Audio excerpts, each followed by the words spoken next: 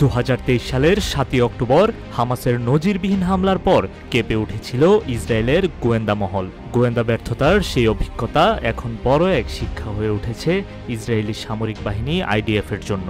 আর তাই এবার গোয়েন্দাদের জন্য বাধ্যতামূলক করা হয়েছে আরবি ভাষা ও ইসলামী শিক্ষার প্রশিক্ষণ। ইসরায়েলি সংবাদ মাধ্যম জেরুজালেম পোস্ট জানিয়েছে, আইডিএফের সামরিক গোয়েন্দা পরিদপ্তর আমানের প্রধান মেজর জেনারেল শ্লোমি বিন্ডার এই নতুন নির্দেশনা দিয়েছেন। তার লক্ষ্য গোয়েন্দাদের বিশ্লেষণ ক্ষমতা বাড়ানো এবং শত্রুর চিন্তাধারা আরও ভালোভাবে বোঝা। নতুন কর্মসূচি অনুযায়ী 2025 সালের মধ্যে সব গোয়েন্দা সদস্যকে ইসলামী জ্ঞানে প্রশিক্ষিত করা হবে। পাশাপাশি অন্তত 50% সদস্যকে আরবি ভাষায় দক্ষ হতে হবে। RICL TMX, যুগের পর যুগ স্থাপনা থাকে মজবুত। শুধু আধুনিক আরবি নয়, হুতি ও ইরাকি উপভাষাতেও প্রশিক্ষণ দেয়া হবে সৈন্যদের। কারণ হুতিদের সাংকেতিক বার্তা বোঝার ক্ষেত্রে ইসরায়েলি গোয়েন্দারা একাধিকবার সমস্যায় পড়েছেন।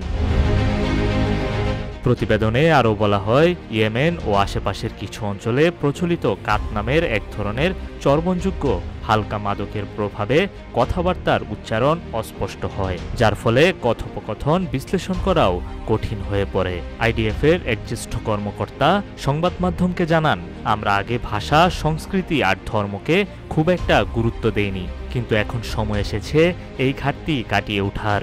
আমরা চাই না আমাদের সৈনিকরা হুবহু কোনো আরব গ্রামের বাচ্চার মতো হোক, তবে তারা যেন অন্তত ভাষা আর সংস্কৃতি বুঝে সন্দেহ করা ও পর্যবেক্ষণের ক্ষমতা অর্জন করতে পারে।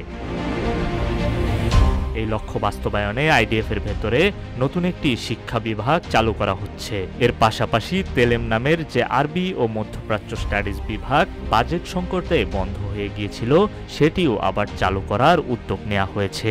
সব মিলিয়ে গোয়েন্দা ব্যর্থতার অভিজ্ঞতা থেকে শিক্ষা নিয়ে এবার একেবারে ভেতর থেকে প্রস্তুতি নিচ্ছে ইসরায়েল। ভাষা, সংস্কৃতি ও ধর্ম, এই 3 পথেই আগামীর আক্রমণের জন্য গোয়েন্দাদের তৈরি করতে চাইছে ইসরায়েলি বাহিনী।